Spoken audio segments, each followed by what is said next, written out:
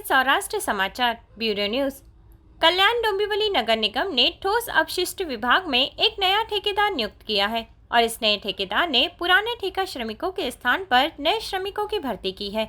इसके कारण 600 श्रमिक घर पर ही बेरोजगार बैठने को मजबूर हो गए हैं और भूखमरी का सामना कर रहे हैं।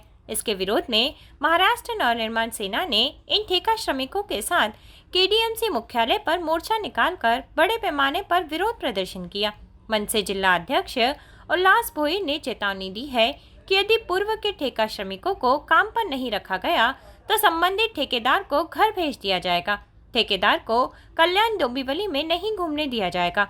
इस अवसर पर महाराष्ट्र नवनिर्माण मनपा श्रमिक कल्याण सेना कल्याण डोंबिवली के अध्यक्ष उल्लास भोईर, महाराष्ट्र के उपाध्यक्ष राजेश उज्जैनकर, कार्यकारी अध्यक्ष रोहन ओकेवार, महासचिव कपिल पवार, सचिव भीमदास जाधव, गणेश लाड़गे, इकाई अध्यक्ष मंचित तोंडले, कैलाश पारधी, रतन चौहान, अविनाश पाटिल और अन्य पदाधिकारियों के साथ कार्यकर्ता बड़ी संख्या में शामिल हुए।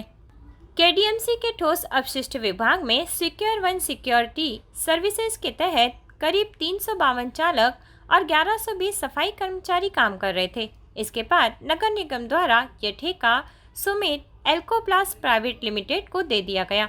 नगर निगम की नीति के अनुसार ठेकेदार बदलने पर भी कर्मचारी वही रहेंगे। तदनुसार नए ठेकेदार सुमित एल्कोप्लास्ट प्राइवेट लिमिटेड ने अब तक इनमें से लगभग 600 श्रमिकों का परीक्षण किया और उनमें से केवल 300 को ही काम पर रखा है, जबकि शेष श्रमिकों को काम पर रखने की उम्मीद थी।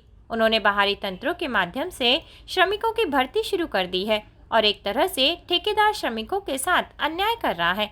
निर्धारित प्रक्रिया का अनुसरण करने के लिए महाराष्ट्र नवनिर्माण नगर निगम कामगार सेना ने दावा संख्या 57/2025 के तहत औद्योगिक न्यायालय में दावा दायर कर न्यायालय द्वारा सुमित एल्कोप्लास्ट प्राइवेट लिमिटेड को उनमें अंकित श्रमिकों की सूची में से ही श्रमिकों को नियुक्त करने के आदेश के बावजूद ये ठेकेदार औद्योगिक न्यायालय की सूची में से नामों को हटाकर बाहरी श्रमिकों की भर्ती कर रहा है।